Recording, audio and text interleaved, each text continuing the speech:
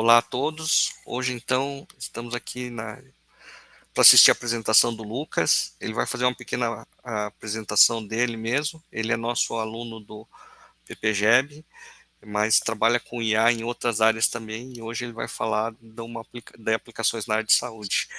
Então, Lucas, muito obrigado por ter aceitado essa palestra, vir dar essa palestra aqui. E vamos lá, então. Beleza. Vou compartilhar aqui a minha tela.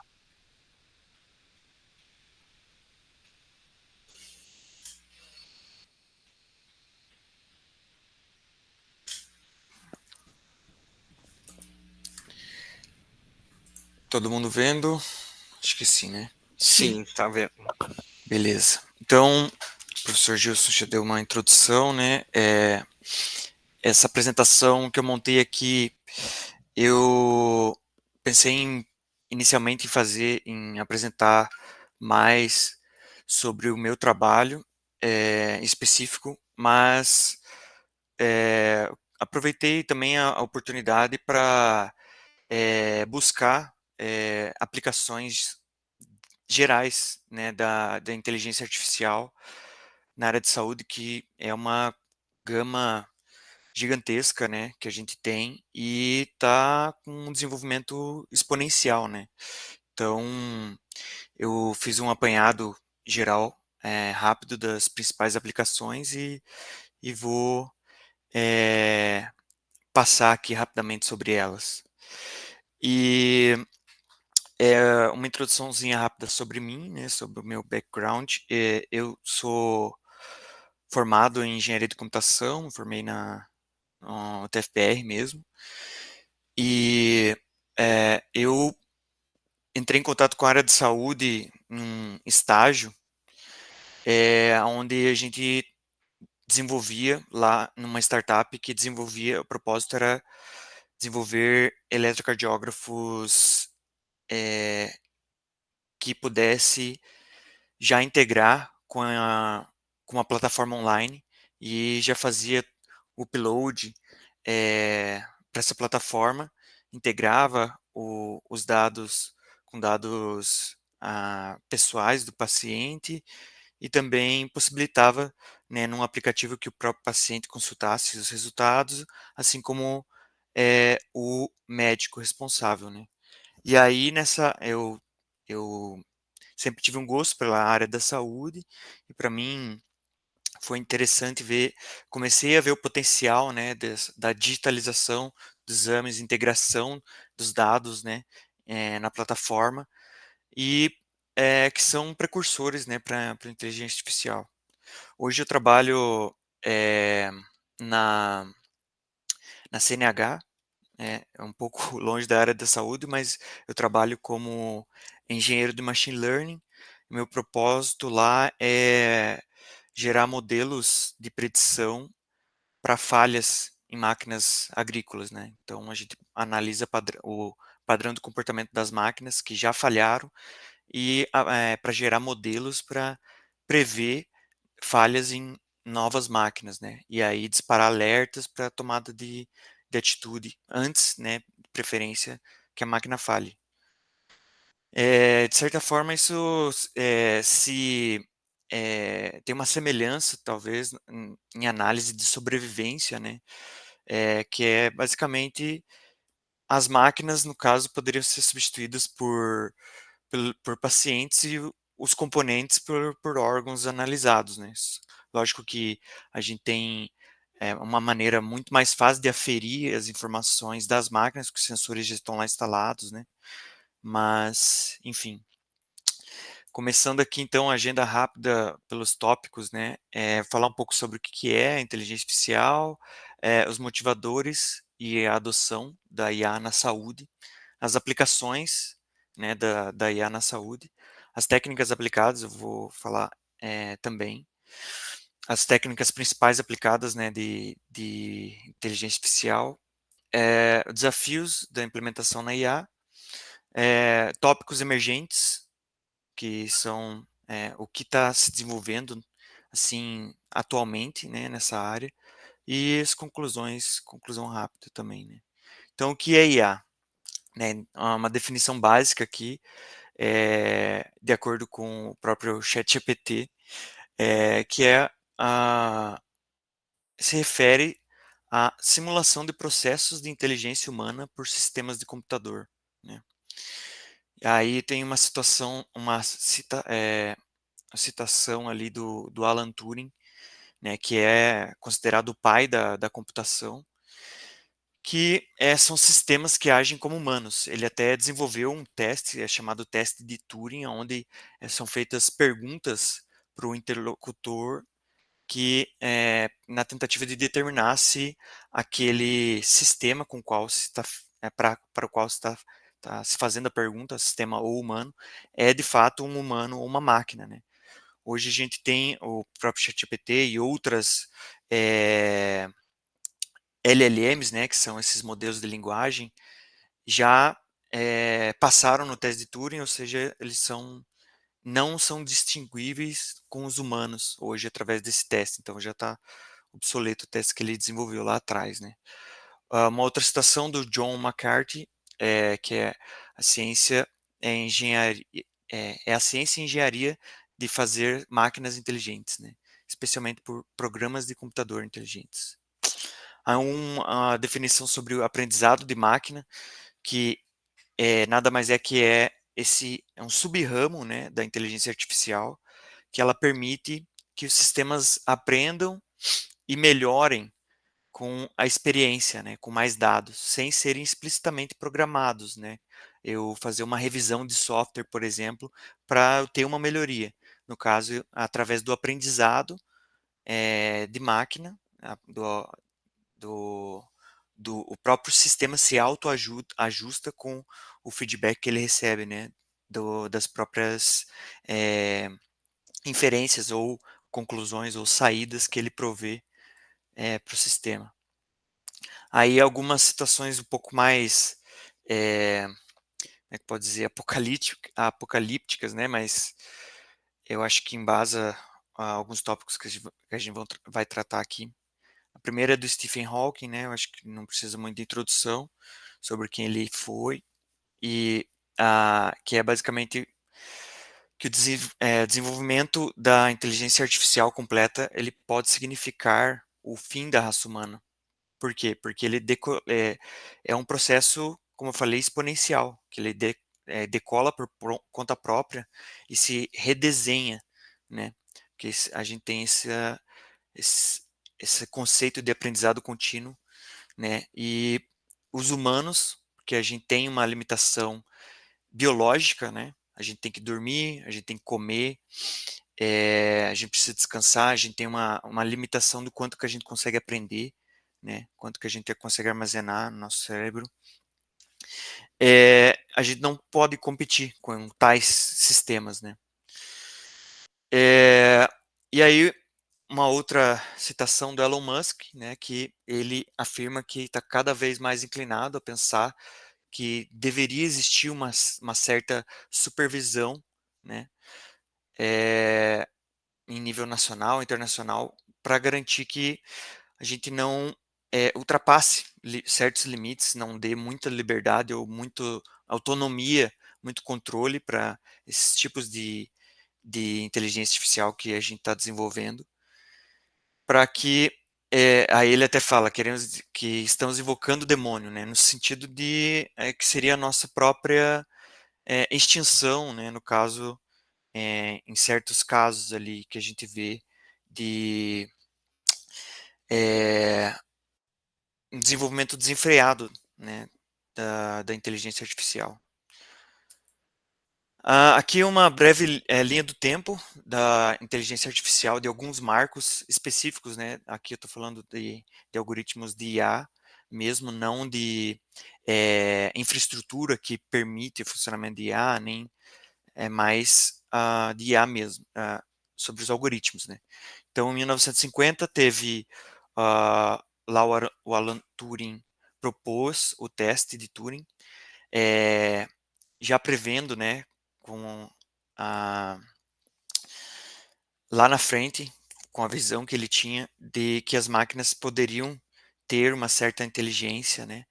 E aí ele propôs esse teste de Turing para diferenciar entre humanos e máquinas, né? Em 1966 a gente teve o primeiro chatbot, que era o Elisa, que ali a gente teve era um algoritmo simples, pré-definido, onde, dependendo da pergunta, a gente tinha as respostas, que eram um conjunto já pré-definido de respostas, né, baseado nas perguntas. Em 1997, a gente teve a primeira desempenho de um algoritmo que foi superior a um especialista humano, né? No caso, o Garry Kasparov, se eu não me engano, ele era um dos campeões mundiais, né, do xadrez, e ele perdeu pro Deep Blue. E na época era um algoritmo mega complexo, e hoje a gente tem algoritmos de gaveta, digamos assim, que são capazes de vencer os melhores jogadores de xadrez, porque o xadrez é um jogo mega complexo, que existem milhões, infinitas possibilidades, né, dependendo de como o jogo se desenvolve. E é como eu falei, a gente tem a limitação fisiológica, biológica, de memorizar todos os tipos de jogadas possíveis, visualizar em tempo real, até o, os modelos eles conseguem prever a combinação de jogadas possíveis até a centésima rodada na frente, né? Então, realmente é o sentido natural que a gente seja superado em praticamente todas as funções aí por esses algoritmos, né? Em 97 a gente teve esse primeiro evento. Aí em 2012 a gente teve a AlexNet, que é uma rede neural de aprendizado profundo, que ela vence a competição ImageNet, que é uma competição de classificação de objetos em imagens, né? Então, a gente conseguiu ali, através desse aprendizado profundo, que eu vou explicar um pouco mais a fundo na sequência,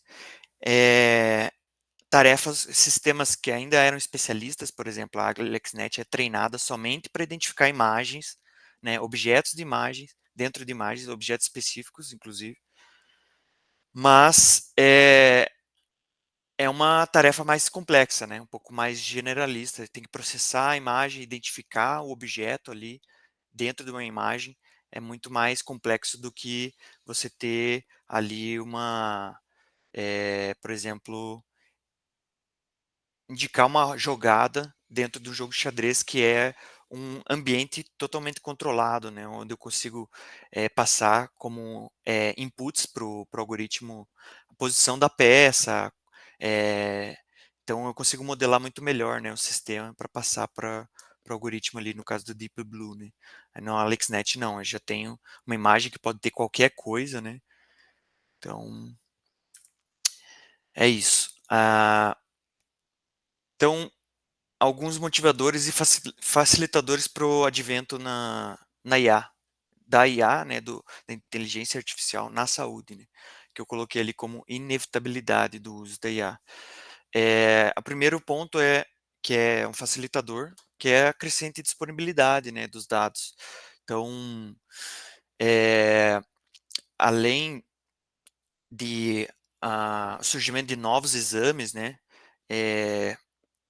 e com maiores resoluções, por exemplo, eletrocardiogramas, ecocardiogramas, exame de tomografia, raio-x, e todos esses dados estão sendo digitalizados com uma maior resolução. Os exames estão ficando mais acessíveis, então a gente tem esse aumento exponencial de informações clínicas, né? Esses prontuários eletrônicos também, a próprio advento de wearables, né, que são ali sensores de glucose, smartwatches também, tudo isso está gerando dados eh, de saúde, né, dos pacientes, e esses dados ali podem ser processados, né. A eficiência e otimização de recursos. Então, a em com o advento dessas tecnologias, né, de inteligência artificial, a a pressão também existe na área de healthcare, de saúde, né. Então, a gente vendo todo o potencial que se aplica, né, em outras áreas, também surge essa pressão para reduzir, né, naturalmente, custos, otimizar processos, né, eh, dentro da saúde também. A pressão por diagnósticos, né, precoces e precisos. Cada vez mais a gente vê, né, que as limitações dos especialistas, dos médicos,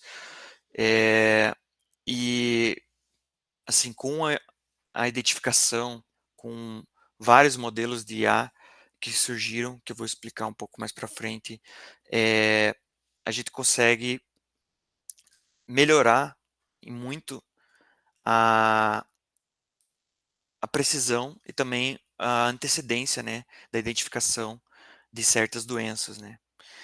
Eh, a demanda por medicina personalizada também. Então, é possível hoje, você ter modelos personalizados, né, treinados com os teus dados, o paciente personalizado, perfil genômico, né, histórico clínico do paciente, eh, que, eh, ele sobrepassa, né, ele sobrepõe a capacidade do médico, por mais que ele tenha todo, eh, o conjunto de ferramentas ali de registro do paciente, eh, ele está afadado a se basear na memória dele, na própria experiência dele e, eh, ao contrário de um sistema de recomendação de inteligência artificial, baseado em inteligência artificial, ele pode buscar a qualquer momento, o teu perfil genômico com, o teu histórico clínico, comparar com uma base gigantesca de o máximo de casos possíveis, e aí dar uma decisão ou um suporte, pelo menos uma sugestão de decisão para o médico, né. E o médico pode, focar em tarefas mais complexas que, esses sistemas ainda não são capazes, né. Eh, e a adaptação ao avanço tecnológico, né. Então, a gente tem constante evoluções, né, de novos sensores, como eu falei, dispositivos, robôs, né, que performam cirurgia com a precisão, absurda, né. Então a integração de IA nesse ecossistema é o passo realmente, lógico, natural, né, para potencializar esse progresso todo aí que a gente está vendo na área da saúde. Então só eh, um resumo aqui do mercado de IA na healthcare, né, na área da saúde. Em 2023, a gente teve, um market share ali de 12 bilhões de dólares, nessa área, com um crescimento de 40% anual de investimentos, né. Na verdade, do ano passado para cá teve uma retração do mercado, mundial, mas ainda assim essa previsão, se mantém. E tem uma projeção de 2030, né, com dado a sua imprecisão, né, mas a projeção é de 187, que esse mercado esteja em 187 bilhões de dólares, né, de IA na saúde. E atualmente, a gente teve nesse ano 10,7 bilhões de dólares em investimentos em startups que envolvem IA, na saúde, mundial, né. Aqui agora um pouco sobre a diferença entre o que é um algoritmo de IA, o que é um software convencional, né? Na primeira imagem a gente tem um software convencional, que é, a gente tem a bolinha ali, que é uma é, sequência de processamento, é bem definido, né? A gente tem os dados de entrada, que são as variáveis, e a gente tem uma saída pré-definida, que eu, baseado conhecendo a, a sequência de comandos dentro do software, eu consigo ter uma saída pré-definida, né? E o modelo evolui através das revisões de software, ou seja, eu altero a, é, o código do software mesmo. E ele precisa de uma intervenção humana para funcionar, né? Aqui no algoritmo de Machine Learning, a gente tem o... Aqui está dividido, né, em 3 caixas, que é principalmente a parte da coleta dos dados, né? Aí, através desses dados coletados, eu posso ter a interferência humana ou não, no caso de aprendizado supervisionado e aprendizado não supervisionado. O supervisionado seria onde eu tenho um supervisor, geralmente humano, que serve para indicar qual que é o gabarito dos dados, né? Eu tenho etiquetas nos dados ali, por exemplo, o que é um dado, num exemplo do eletrocardiograma, o que é um batimento é, cardíaco que possui um artefato, uma anomalia, e o que é um batimento cardíaco normal.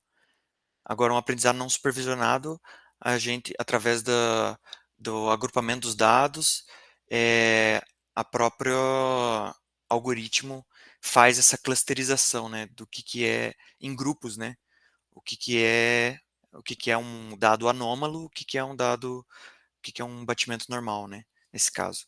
E aí a gente tem uma saída depois que passa por esse aprendizado, o modelo ele ele se ajusta e ele faz a ação, né? Que aí é a predição dele, a inferência, né? Então, através do aprendizado, ele faz esse treinamento, depois o modelo é treinado, a gente fornece novos dados para ele fazer a classificação, por exemplo, né? No o exemplo que eu dei ali, eu vou fornecer novos batimentos cardíacos ali do ECG e o modelo, com base no que ele já aprendeu, ele vai dar a saída dizendo se é ou não anômalo. E a gente não tem muitos dos modelos, a gente não tem como saber o que levou ele a tomar aquela decisão, porque ele faz um ajuste como se fosse uma caixa preta, né? Então, tem vários modelos, várias alternativas ali, que basicamente é uma função de transferência, né? A esses modelos, eu tenho uma fórmula matemática dentro ali, que dependendo da entrada eu vou ter uma saída. Só que é uma fórmula não determinística, né? Então, eu vou explicar com mais detalhes aqui, mas eu não tenho essa saída esperada aqui, que eu tenho no algoritmo convencional, né? E a, a evolução do modelo de machine learning é através de novos treinamentos, né? Então, eu forneço mais dados, tem outras formas para evoluir ele, mas não é através não necessariamente da alteração do código base do software dele, né? Então, aqui só um resumo, a inteligência artificial ela aprende com esses dados e melhora as predições ao longo do tempo. Os algoritmos, eles seguem regras rígidas, né? E geralmente eles não se adaptam. A IA ela é capaz de lidar com grandes volumes de dados não estruturados, ou seja, eu tenho dado não é tabular, por exemplo, texto, imagem, várias formas, né, de dados. até JSON, né, que é um padrão de dado não estruturado também, no NoSQL, enquanto algoritmos tradicionais eles geralmente precisam.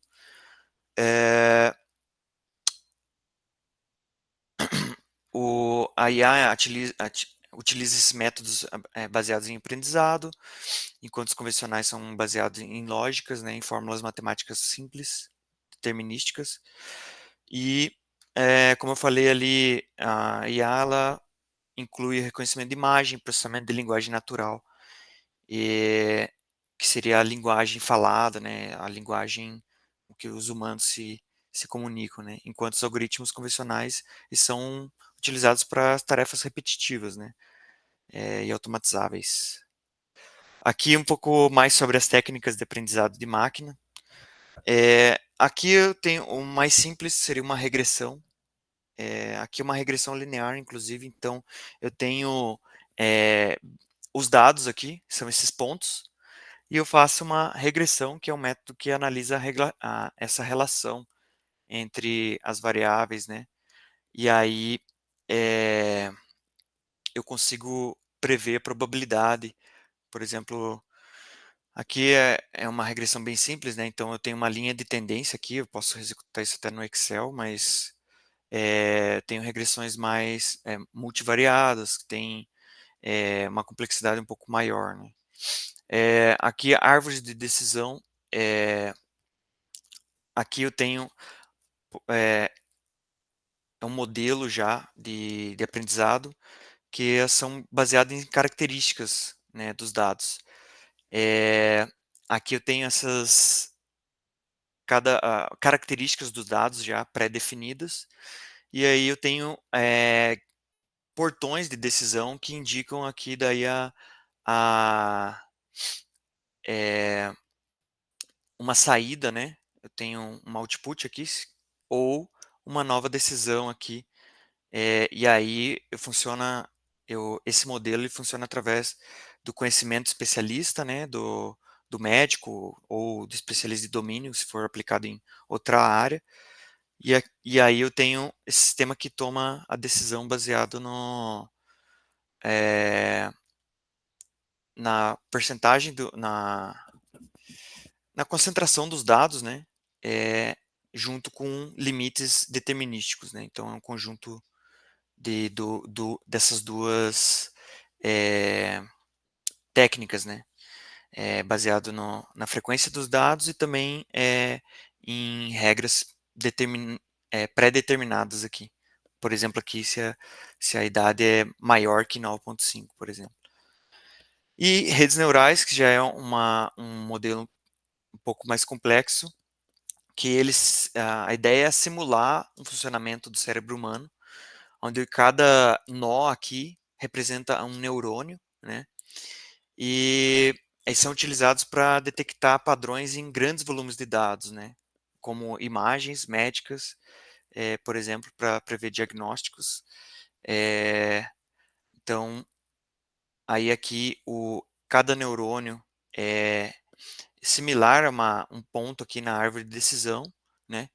Só que essas regras aqui e o peso dos nós aqui, ela é determinado por técnicas de autoajuste da rede. Então, ela vai dependendo da técnica que for utilizada aqui para ajustar esse peso aqui. Então, no processo de treinamento, eu tenho uma entrada e eu tenho a saída. Aqui eu sei o que eu espero na saída. E daí, eu tenho uma função erro, né?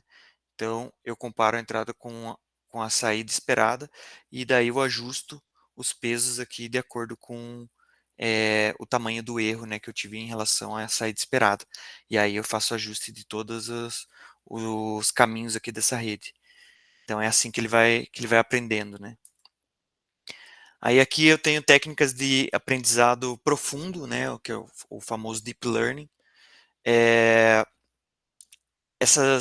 Começando pelas redes neurais convolutivas ou convolucionais, que, como eu falei, elas, assim como as redes neurais, eles são inspirados na maneira como o cérebro funciona, só que aqueles nós, eles se expandem, né? Eles são bem mais complexos aqui. Eu tenho essas camadas convolucionais, elas servem como filtros locais para identificar características, né? Subcaracterísticas da entrada que eu quero identificar. Ou seja,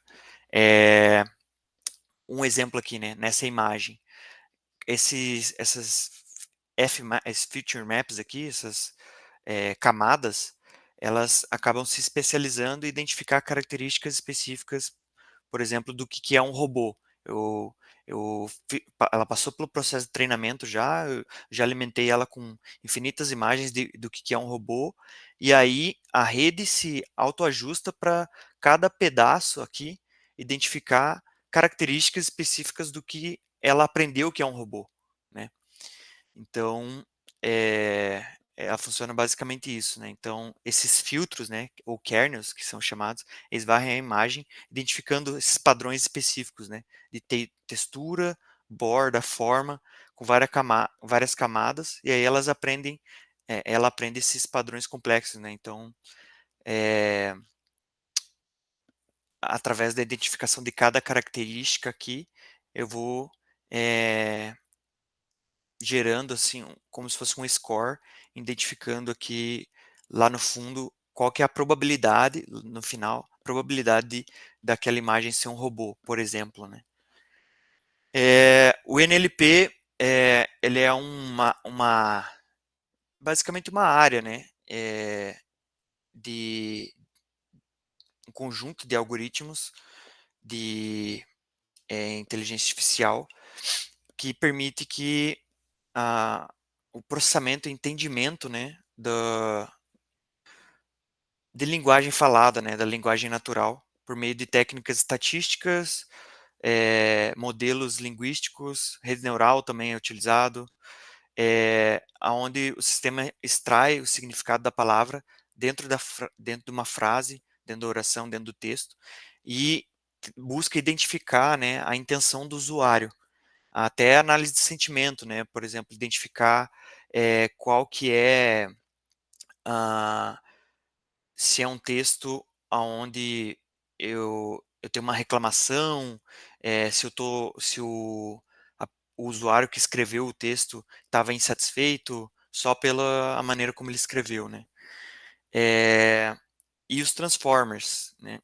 Que é uma arquitetura avançada, né, de redes neurais, que é a base das LLMs, que é o ChatGPT, a e as demais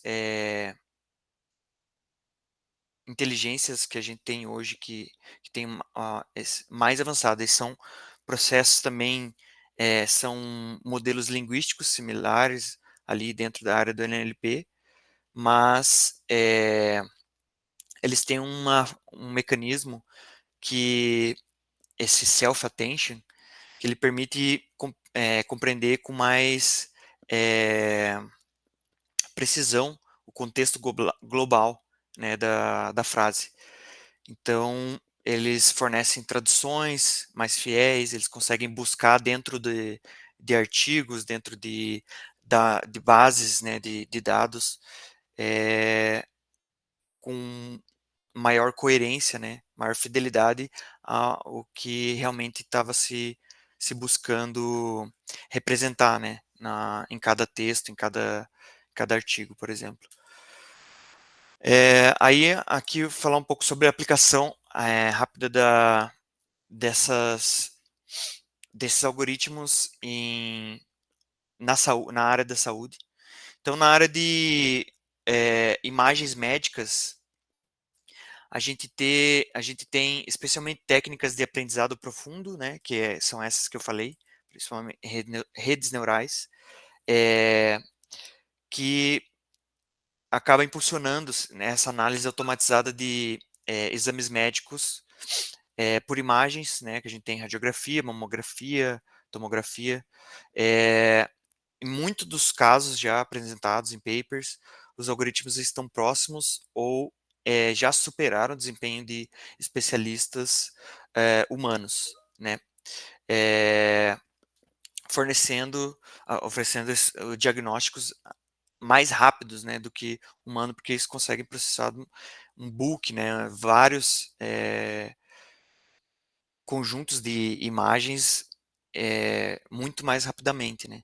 Então, a automatização, né, desse processo de identificação, ela reduz a taxa de erro humano, talvez por fadiga, por desatenção, ou até pela própria experiência, né, do médico, e auxilia um aumento de eficiência clínica, né, liberando tempo para que os profissionais, os médicos, se dediquem para casos mais complexos que ainda não foram solucionados, né, por IA.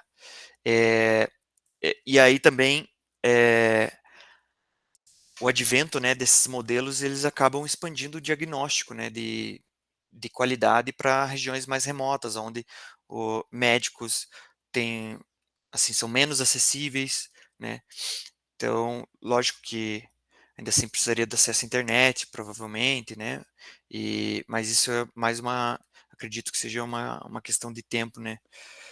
Eh E aí as ferramentas também servem como suporte à tomada de decisão, não necessariamente na substituição, né, do especialista como, eh, na verdade, né, na hora da decisão médica, acho que dificilmente vai substituir o profissional, né, e sim mais na parte da identificação mesmo de anomalias e doenças, né.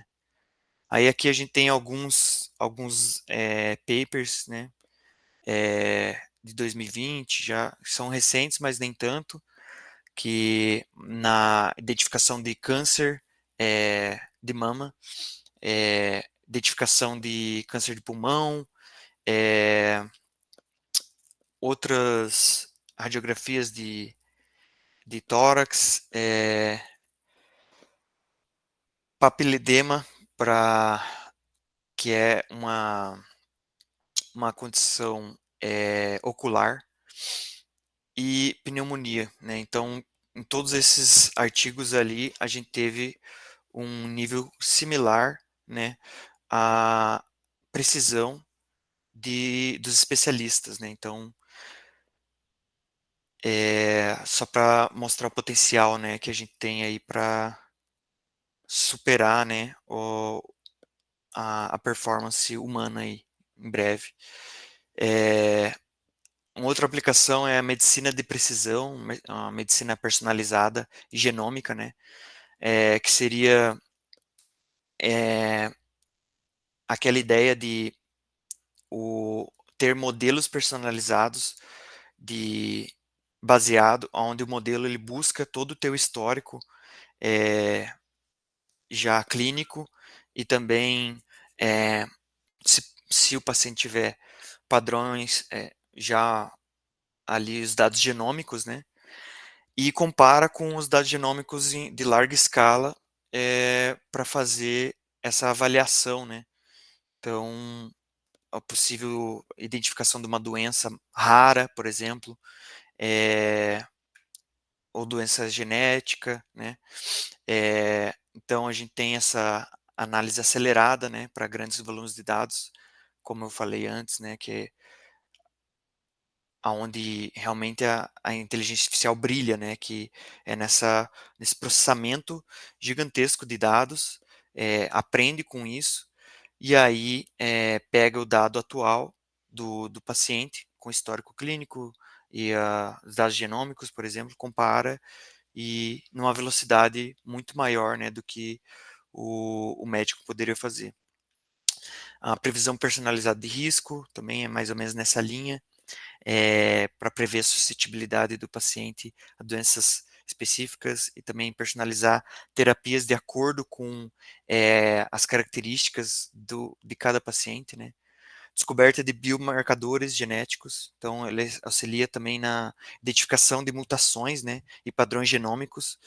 Então eh, comparando né, os dados genéticos, tendo uma base gigantesca, ele consegue identificar essas mutações, associando a condições raras, né, que eu falei, condições complexas, abrindo esse caminho para tratamento mais eficaz e tratamento mais rápido, né, mais rápido chegar nessa decisão, nessa identificação, né, dessas condições mais raras. Melhoria na eficácia terapêutica também, um pouco mais do que eu falei. Integração de dados multidisciplinares, que é também o que eu falei, que é combinando os dados genômicos, né, com o histórico clínico e também o estilo de vida, que aí mais um pouco, ainda está para depende de outras coisas, né, para se integrar, que é o compartilhamento de dados de, eh, de dados de saúde, dados do uso de, por exemplo, gadgets, né, esses wearables que são relógio, por exemplo, e afins, né. Aí aqui a gente tem os papers que já com estudos nessa área também, que principalmente aqui o principal aqui é que eles já estão utilizando isso para identificar essas doenças mais raras, e também então já é uma área que está muito assim em foco também, né, desde 2015, 2016, para identificar, né, porque como eu falei, é onde a inteligência artificial realmente vai brilhar, né, esses dados genômicos e epigenômicos dependem, né, dessa análise já algorítmica, para fazer o sequenciamento, identificar mutações, identificar padrões genéticos, né, ligados a essas doenças mais raras. E essa identificação de padrões é o forte, né, de sistemas especialistas baseado em aprendizado profundo, como redes neurais, por exemplo, né. Então, é, é isso. Aí a próxima é a descoberta e desenvolvimento de fármacos, né, que eh, os benefícios é a aceleração de pipeline de descoberta, que os algoritmos reduzem significativamente o tempo para identificar compostos promissores, porque eles filtram, né, milhares de moléculas, uma velocidade muito maior do que um profissional, e também até os softwares, né, que são especializados para isso. Otimização de ensaios pré-clínicos, que é a análise preditiva, né, guia a seleção dos candidatos para fármacos, diminuindo, né, o custo de você ter insucesso na hora da aplicação, né. Então ele analisa o perfil de certos candidatos que podem ser que a e podem ter uma eficácia maior no tratamento do do medicamento que eles estão querendo desenvolver, né. Então já fazem essa seleção. E personalização da terapia, pra ele permite prever a eficácia, como eu falei, mas também a segurança dos compostos para populações específicas, né. Então, a ideia aqui seria, prever, ah, dependendo de certas populações têm uma predisposição genética para algum tipo eh, de fármaco, ou talvez até uma rejeição, né, e e aí a ideia disso seria utilizar também a inteligência artificial para prever esse tipo de interação, né, do medicamento. Um outro ponto também aqui que eu não listei aqui, mas que está aqui nesse artigo, que é a combinação, planejamento de rotas sintéticas, né, na hora de na linha de produção do fármaco. Então, essas rotas sintéticas seriam os subprocessos mais eficazes para gerar aquele fármaco, né? Na síntese química do fármaco. Então, ele traz essa melhoria para otimizar a produção, né? Na parte de engenharia de produção mesmo. Aí aqui, sistema de suporte à decisão clínica é um pouco, aqui eu falei um pouco lá na parte de diagnóstico por imagem, mas aqui é de uma maneira geral, onde esses sistemas, eles fornecem recomendações baseadas nos dados do paciente, né, auxiliando os médicos, então baseado no histórico clínico dele e dados genômicos também, ele ajuda, como eu falei, a reduzir erros de diagnóstico, né, porque ele faz todo esse trabalho que o médico teria que fazer, né, dessa análise lá do histórico do paciente, comparar tudo com a base de dados disponível, né, clínica sobre aquela suspeita que ele tem, acerca de uma dada doença, por exemplo. Ele adapta ao contexto do paciente, né, já falamos, a agilidade, né, no acesso e conhecimento médico também, como eu falei, ele consolida e apresenta atualizações da literatura médica para o médico, né, e compara com os dados daquele paciente que ele está querendo analisar. E melhoria na gestão do fluxo de trabalho que automatiza, né, algumas partes desse processo, para reduzir o esforço aí do médico para focar em atividades mais complexas, né. Então aí aqui a gente tem alguns estudos já de sistemas que já foram desenvolvidos, né, de suporte à decisão clínica, que mostra ali redução de 20% de erro de diagnóstico após a implementação desse tipo de sistema em hospitais, né. Aqui 30% também. Aqui um método que para identificar a metástase no câncer de mama, através não só de imagem, mas também do histórico clínico dos pacientes, ele chegou a 99% na sensibilidade, na detecção dessas metástases, superou a média de 85% na especialistas humanos, né? E aqui por aí vai, né?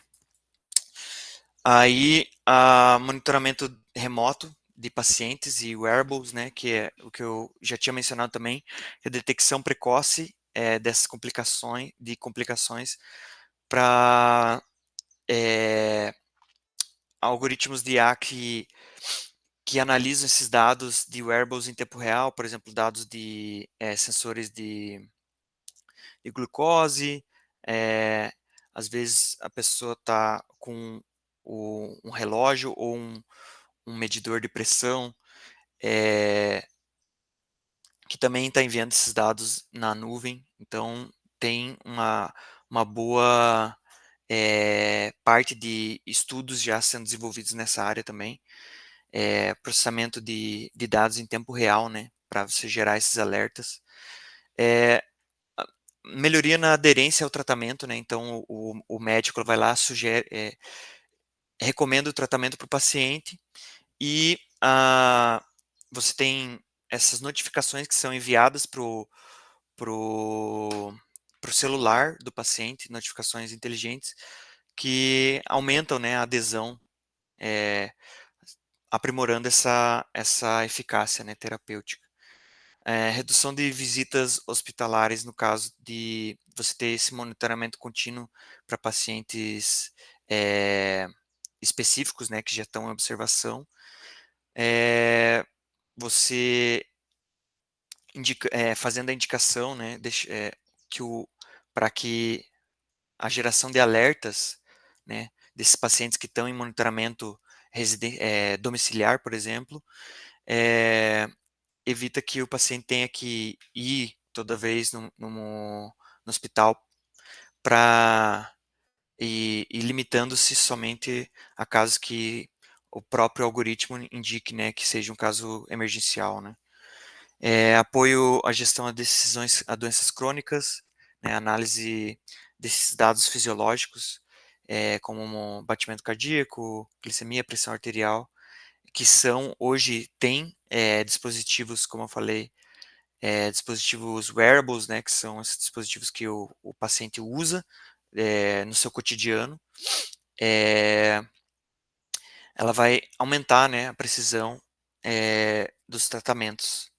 E também o maior engajamento do paciente, que é similar ali àquela aderência ao tratamento, que seria o envio de feedback em tempo real e recomendações personalizadas, né, para o paciente, dependendo do que está sendo observado ali com os dados dele, né.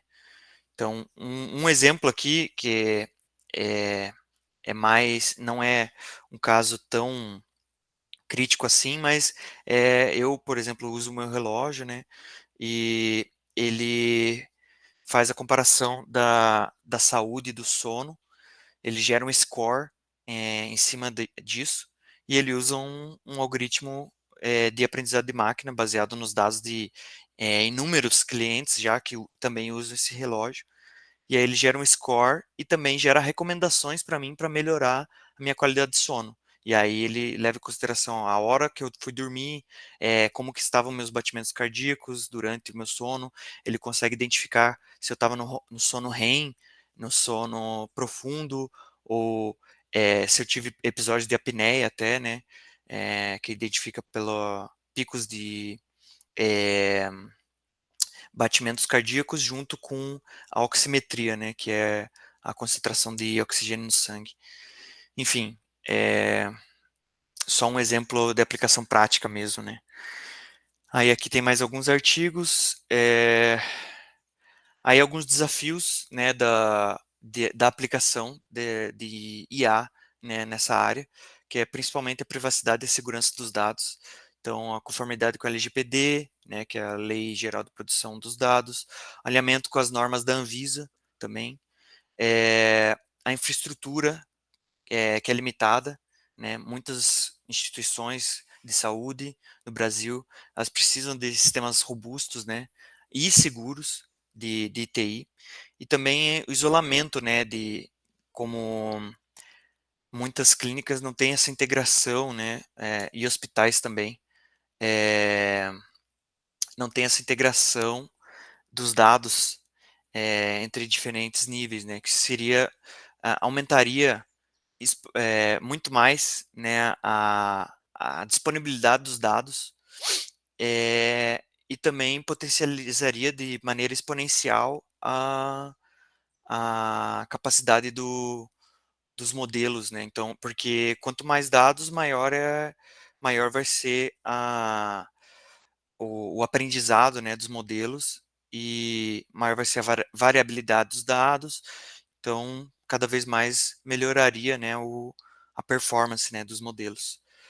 Só que tem esse problema que são informações sensíveis, né, então exigiria protocolo, né, padronizado, é um processo bem complexo e não sei se seria possível com as soluções que a gente tem hoje, né. Um outro desafio é a integração ao fluxo de trabalho dos médicos, das clínicas, né. O primeiro passo seria o treinamento e a capacitação da equipe. E aqui também, além da capacitação, seria a confiança, né, da equipe no uso dessas ferramentas. A gente ainda não está muito longe de ter um sistema de IA que toma as decisões clínicas, né. Mas, a gente já tem muitas alternativas já que podem servir como, análise análise não, apoio na decisão, né, fornecendo dados, com uma velocidade, com uma capacidade de se aprofundar, né, na pesquisa de outros casos similares, se aprofundar no histórico clínico do paciente, se aprofundar nos dados genômicos do paciente. Então, a tecnologia está aí para o uso, né, para impulsionar e potencializar, né, os diagnósticos e o próprio trabalho, né, dos profissionais da saúde. Só que ainda se tem uma resistência muito grande, né, com quanto à efetividade, né, dessas sugestões aí, bem como até aquele problema da caixa preta, né, que eu falei lá no começo, que a gente não tem, não tinha muitas técnicas de como fornecer ou de como identificar qual que foi o real motivo que a inteligência artificial ou que a rede neural levou àquela conclusão, por exemplo. Ah, então ele está sugerindo que eu tenho que aquela radiografia do paciente vai indica um princípio de câncer. Qual que foi as razões que a inteligência teve para tomar aquela decisão? Hoje é uma caixa preta, né? Então isso, infelizmente, ainda gera uma resistência porque a gente não tem essa eh, esse determinismo, né, de quais foram os motivadores para a rede neural ou a IA tomar aquela decisão. Um outro ponto seria a adaptação dos processos existentes, né, que já são bem estabelecidos, né, muitas rotinas médicas, então isso exigiria a readequação de protocolos, né, eh, a harmonização com esses sistemas legados, como eu falei, tem muitos os sistemas ainda que são mais antigos, né, que estão em hospitais, teriam que ter essa integração também. E um outro ponto é que, como os modelos são baseados em ajustes, né, os modelos são baseados em dados, os padrões da população de saúde mudam, né, conforme o tempo. E os modelos precisam se ajustar de acordo com isso, né? Então, esses modelos exigem, depois que eles são treinados, eles exigem monitoramento contínuo, tanto para avaliação da performance dele contínua, mas também pelo treinamento, para ele continuar se aprimorando, né? Às vezes esquecer alguns certos padrões que não são mais verdadeiros, né? Então, é, aí, aqui um tópico emergente que eu vou falar, que é, que é mais da minha área, né, que eu estou pesquisando agora, que é IA explicável, né, ou XAI. A ideia é buscar tornar essas caixas pretas mais transparentes, fazendo uma espécie de engenharia reversa, né. Então a gente pega, varia muitas vezes a entrada, pega a saída, isola parâmetros específicos da rede para identificar quais que foram os motivadores daquela decisão, né. Então a ideia seria eh, buscar esse método aqui para para aumentar a adoção, né, aumentar a transparência e essa explicabilidade dos modelos, para que isso também se torne, assim, mais compreensível para os profissionais da saúde e acabe acelerando, né, a adoção também desses modelos, que hoje é visto como uma grande barreira, né.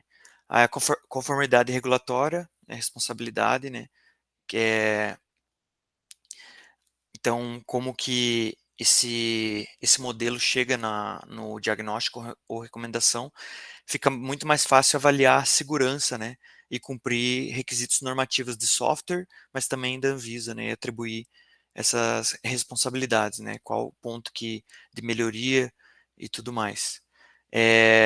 Melhoria contínua, né, dos modelos, com análise explicável, ele pode identificar um viés, né, no modelo, por exemplo, ele está identificando que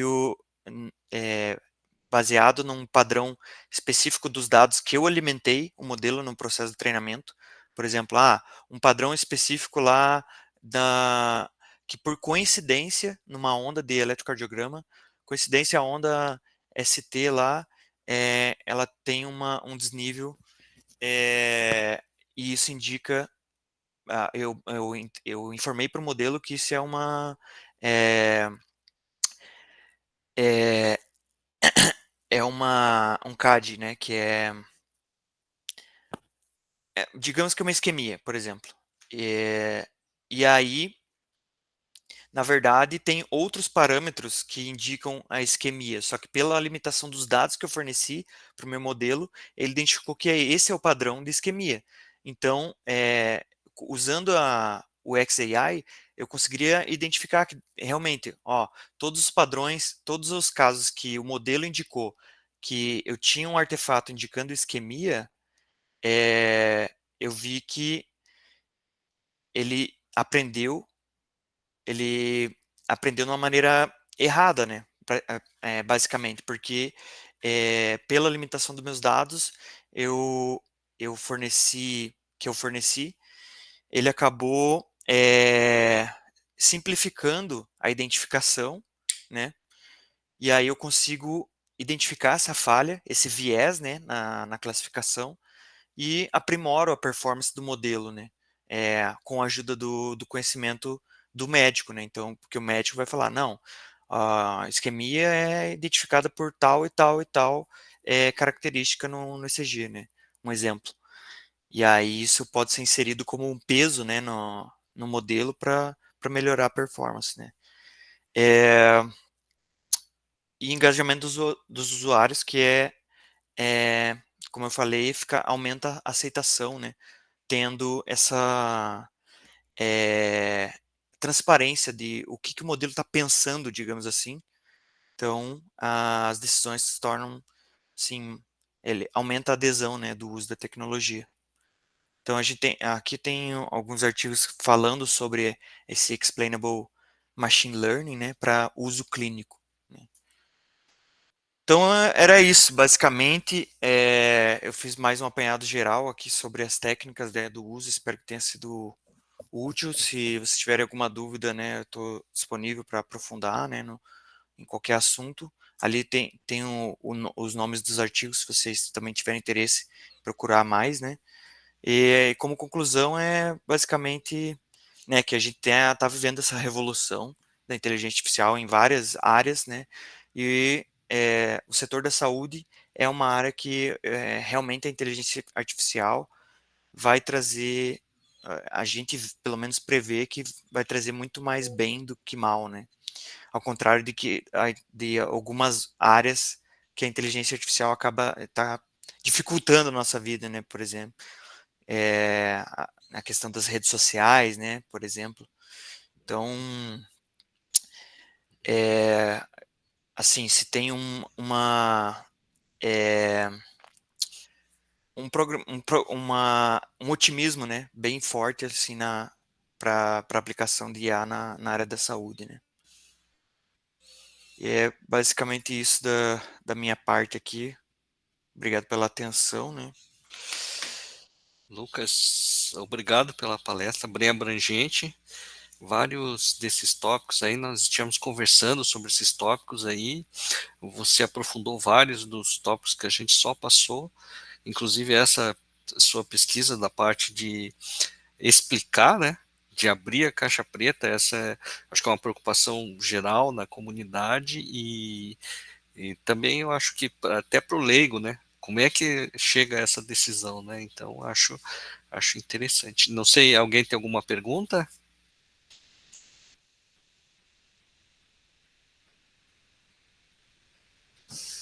Ele. E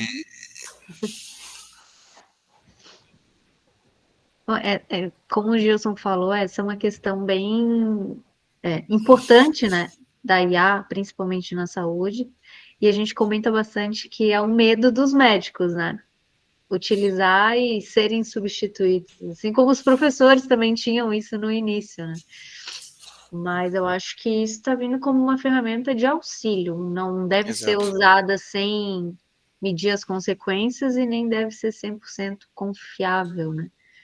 Mas uma maneira de tirar um pouco do peso do pessoal da saúde, que normalmente está geralmente sobrecarregado, né? Mas atuar como uma maneira de ferramenta de auxílio mesmo, né? É, de potencializar, né, o trabalho deles. Exatamente. Até comentei essa semana passada, eu acho, com o pessoal, que na sexta-feira agora vai ter um seminário da Sociedade Brasileira de Informática na Saúde, sobre o uso da IA na área da saúde, né? Como a comunidade médica deve vir a enxergar e tratar e trabalhar com isso. Que é uma área que a gente sabe que, principalmente os mais antigos, têm aquele pé atrás, né? Eu acho que as discussões já estão começando e a tendência é que ela venha a ser utilizada cada vez mais e mais aceita, né? Exatamente. É uma questão de tempo, né, realmente. Bom, então não tem mais nenhuma pergunta? Isabela, Mirelle? Então tá. Lucas, vou agradecer de volta por sua palestra. Esse tema aí é um tema, uma tendência, né? Como você escreveu nos slides, é uma coisa que vai acontecer né? E aí a gente tem que ir participando disso aí como usuário, como criador de tecnologia, para ter mais domínio Exato. sobre isso também, né? Então, Exatamente. obrigado de volta. Espero então que tenha você na sua defesa aí, brevemente. Não, beleza. Eu que agradeço, né? Eu que agradeço pela oportunidade também, pela atenção de vocês. E se Deus quiser, sai. Essa defesa sai. Vai sair. Sai. Então Valeu, tá, pessoal. então tá Obrigado, bom. viu? Obrigado. Obrigada, Lucas. Tchau, tchau. Tchau, tchau.